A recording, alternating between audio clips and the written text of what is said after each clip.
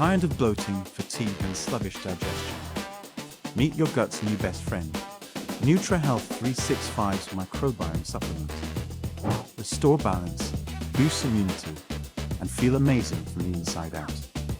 Smart delay release capsules, real results. Gut health just got personal.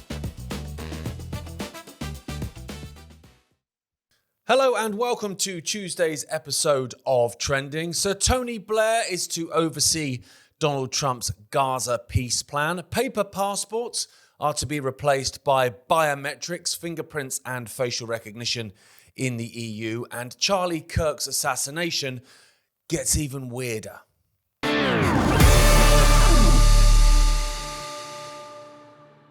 Welcome to this morning's episode of Trending, brought to you in association with NutriHealth 365. If you click on the link in the description, you can check out their wide range of health products. Okay. Now, you might have experienced this. I think most of you probably have. It's early in a relationship and you go to your girlfriend or boyfriend's parents' house, right? Maybe you're staying there for a weekend. It's the first weekend you've stayed there. And without being crude, if you're eating your breakfast, you need a poo, right? Now, I think the pretty standard technique with that is you ask if you can go for a shower. That was always my technique anyway.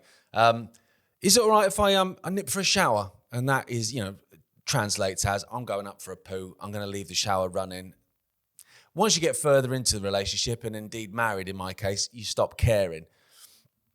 But when that happens, it's guaranteed that it's not going to go swimmingly. It's not going to go smoothly, right? You're not just going to go and flush it and it goes. No. The universe doesn't work like that, right? So it's your first time at your girlfriend or your boyfriend's parents' house. You're going to have a problem with the toilet, right? That turd won't flush, right? That turd is Tony Blair. So that's how I segue from that into this story. Tony Blair to oversee Trump's Gaza peace plan. Tony Blair would help oversee Gaza transition under Trump's plan. US President Donald Trump has said that Sir Tony Blair, the former UK Prime Minister, wants to join the international body overseeing Gaza under an American plan to end the war. Sir Tony Blair. What do you have to do to get a title like Sir? Not that I want one, but if I did,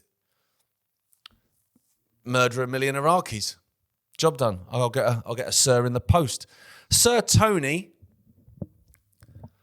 became the first named member of the new Board of Peace. Freedom of slavery. Chaired by Trump, to be tasked with temporarily supervising Gaza's governance if Hamas accept the plan. Leaders from other countries on the board will be named after. Presumably Satan himself will probably come along in a bit. The board is part of a 20-point plan aimed at ending the nearly 2-year conflict, nearly 80-year conflict between Israel and Hamas, including a process of demilitarization, easy for me to say, demilitarization, and then redeveloping Gaza. Sir Tony's annoying me. If you're going to be as posh as to call him a Sir, go with Sir Anthony or just call him Tony. Don't be formal, then informal. It confuses me at this time in the morning. Sir Anthony said the plans were the best chance of ending 2 years of war, misery, and suffering. Yeah, he hates ending suffering and misery, doesn't he? Okay, first point. If Tony Blair is involved, peace isn't. Right? So underscore that. If Benjamin Netanyahu is happy with the deal, it's not a fair deal. Okay, underscore that. And Israel doesn't want peace with Gaza. Israel wants Gaza.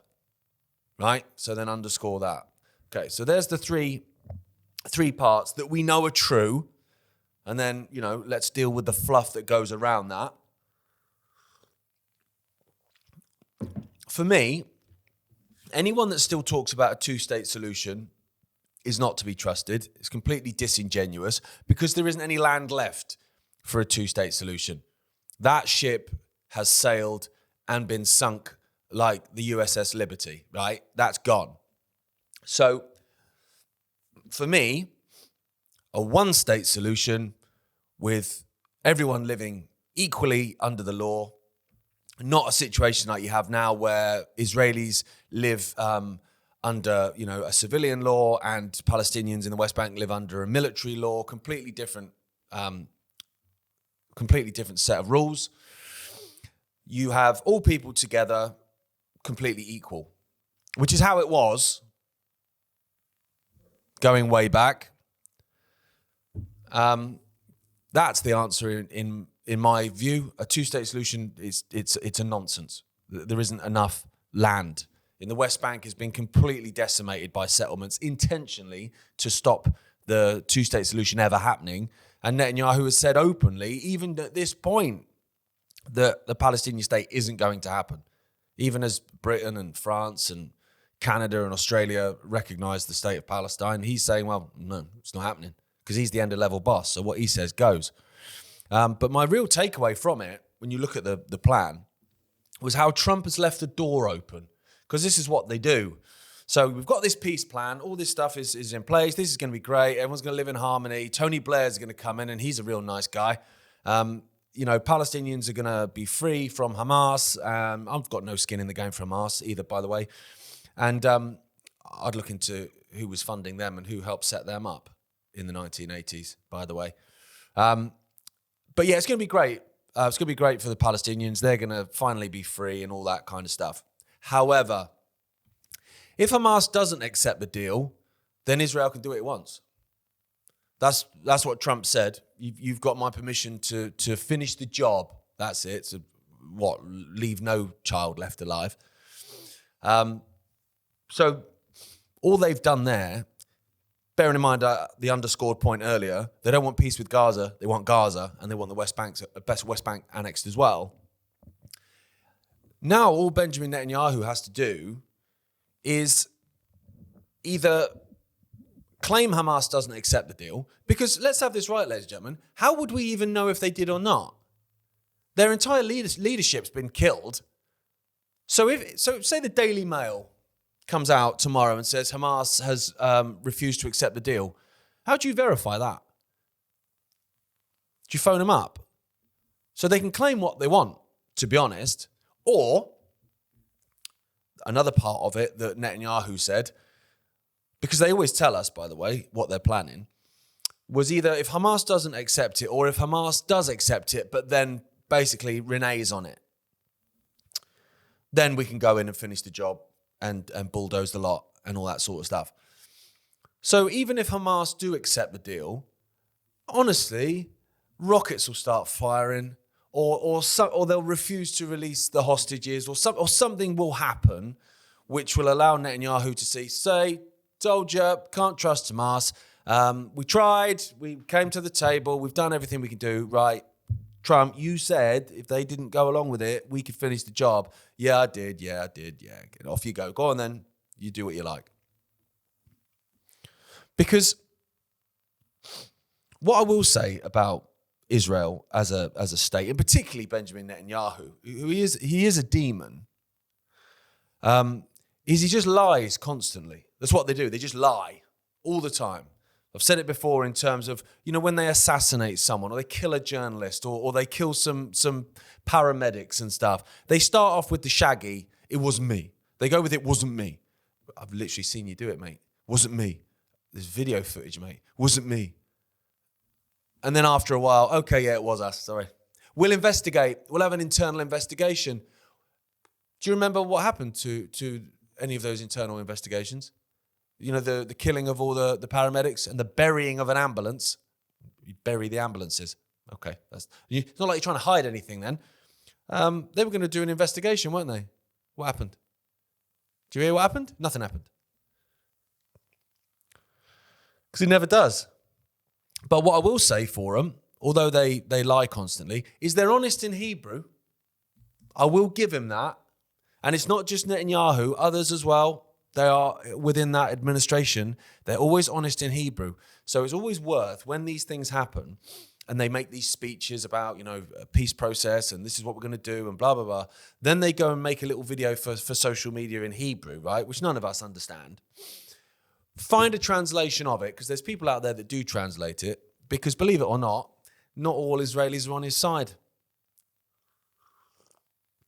In fact, many aren't. But you don't hear about them because that doesn't fit the narrative. But just after this, he says all this stuff, and then he goes and does his little, social media skit in Hebrew. And in that, he's more honest. And he basically says that there's no way the IDF's leaving Gaza. So you withdrawing then and having this new, administration, Tony Blair, that will oversee the transition for this peaceful, coexistence.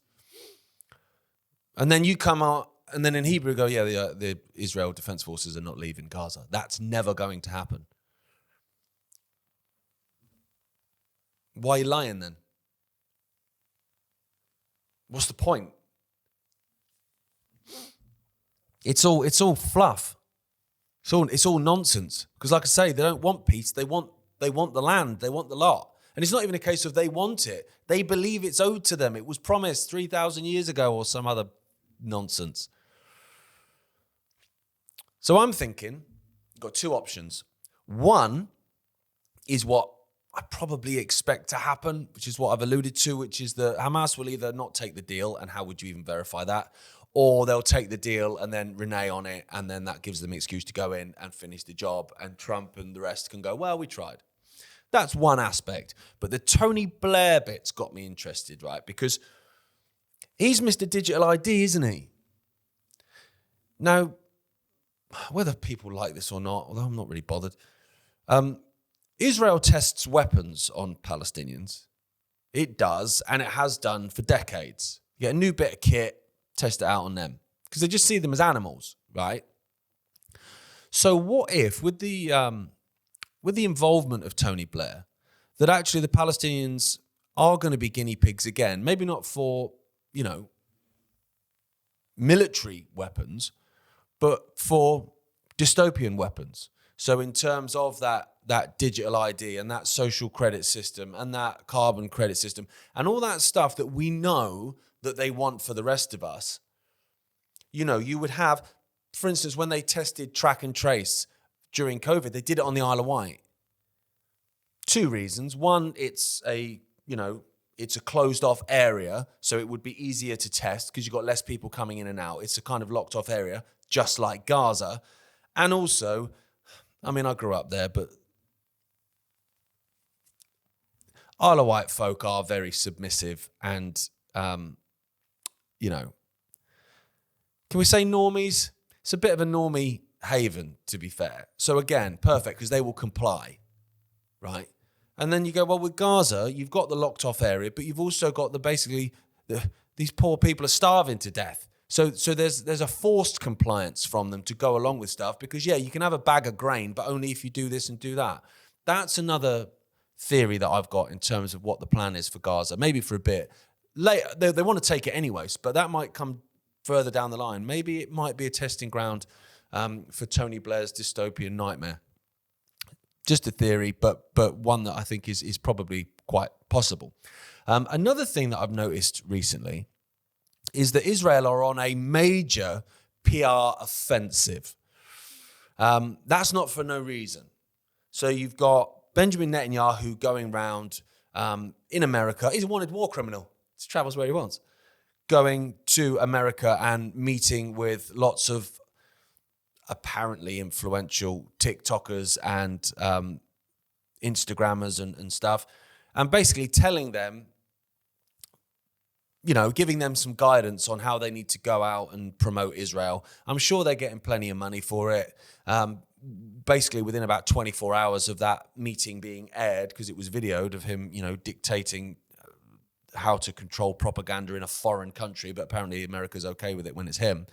A load of these Muppets came out onto their social medias and making videos. And oh my goodness me, if I was Israel and I'd handed over some money to these guys and they came out with these videos, if you've seen them on Instagram and on Twitter, I'd be demanding my money back, mate. They are cringe.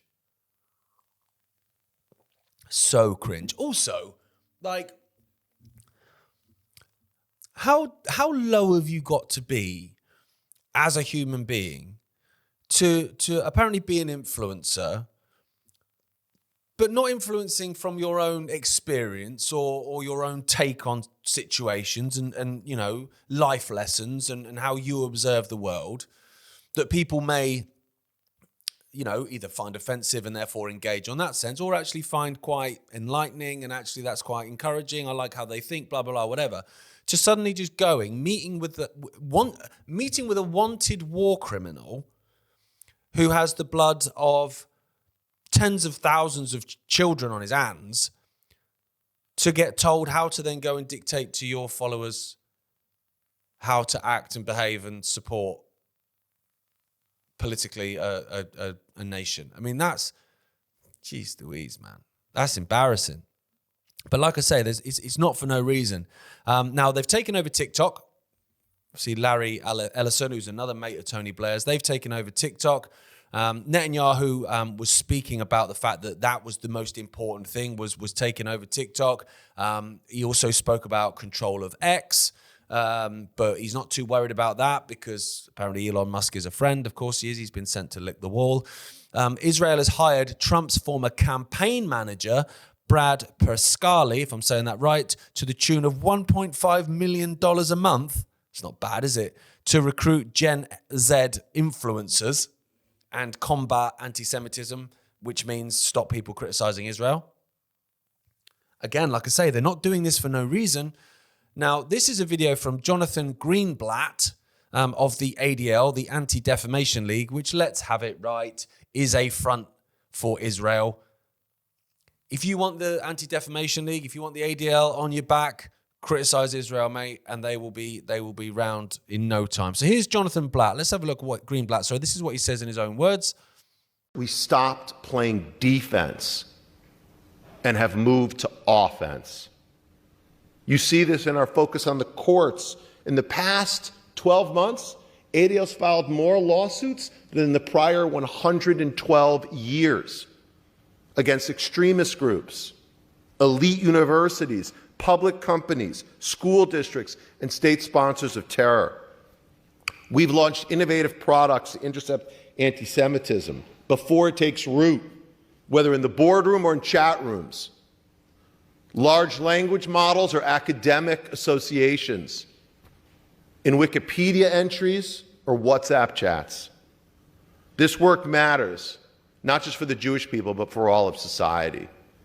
So you've got the head of the ADL talking about, you know, the monitoring of WhatsApp messages and lawsuits against people, you know, being on the offensive, coming out in terms of the control of speech. Netanyahu saying about taking over TikTok is the most important thing, focusing also on X in terms of what people can and can't say. You've got Israel hiring this Brad Perscali guy to you know, basically control what people can say online.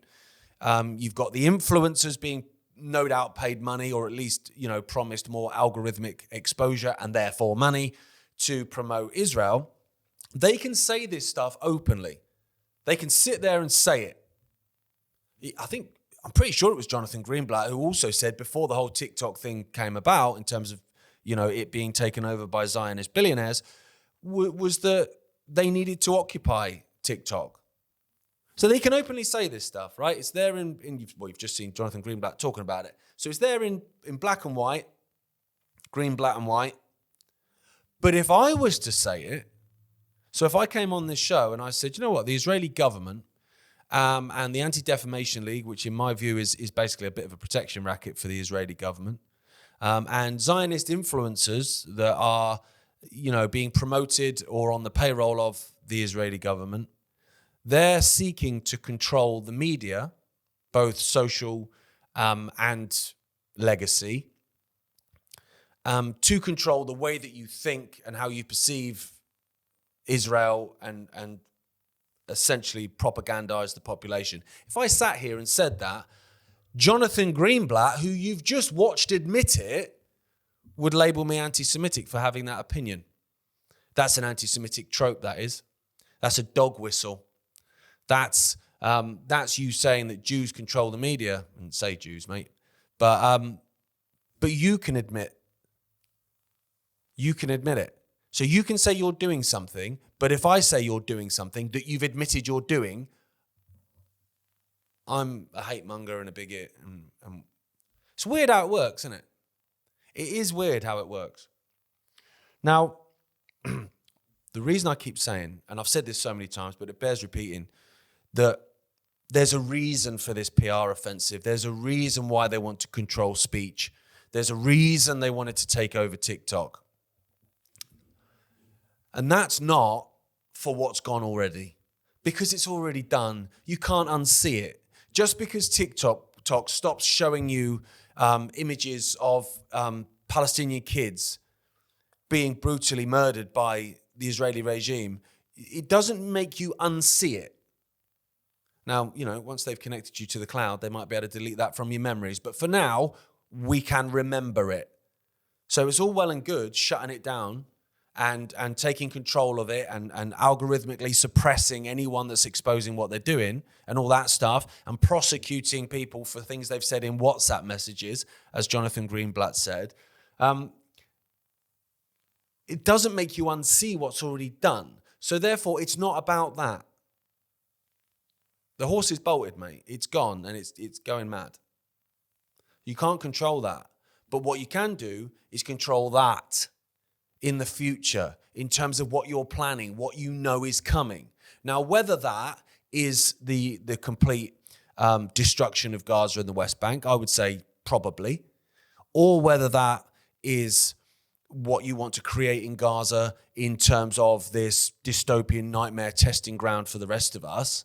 You don't want that being exposed either. So it might be about that, or probably more likely, and certainly long-term more likely, is further escalation with Iran. They don't want you exposing them for that. Because if Israel wants to go to war with Iran, which it does, and it wants America on side, which it does because it can't do it without them, we saw that firsthand when Beersheba and Tel Aviv took a battering from the Iranians. The Iron Dome completely failed. They know they can't do it without America, so they need America on side. Now, you can go into the Charlie Kirk conspiracy theories with all that stuff as much as you like, but there is truth to that they can't do it without them. So if they want to gaslight America into supporting a war with Iran, which they do, they can't have their actions being exposed on X, exposed on Instagram, exposed on TikTok. They can't have that, because then that will turn the American public against them, and then there's a backlash. People will refuse to fight. People won't go along with it. People won't support it, especially MAGAs, who, to be fair to them, I mean, I criticize Trump all the time because he's a fraud, but people voted for him because, in my view, wrongly, they believed that he was the peaceful president. They believed he was anti-war. They didn't vote for him to be pro-war and to go to war with Iran, quite the opposite. And so they won't support that. So you need to control the narrative, and that's what they're doing. Like I say, they're not controlling it for yesterday. That's done. We've had yesterday. They're controlling it for tomorrow. Okay, so that's the end of this section of trending, to be, listened to on Spotify and viewed on X and all the rest of it. You can watch the rest now completely free at iconic.com, and the direct URL is in the description below.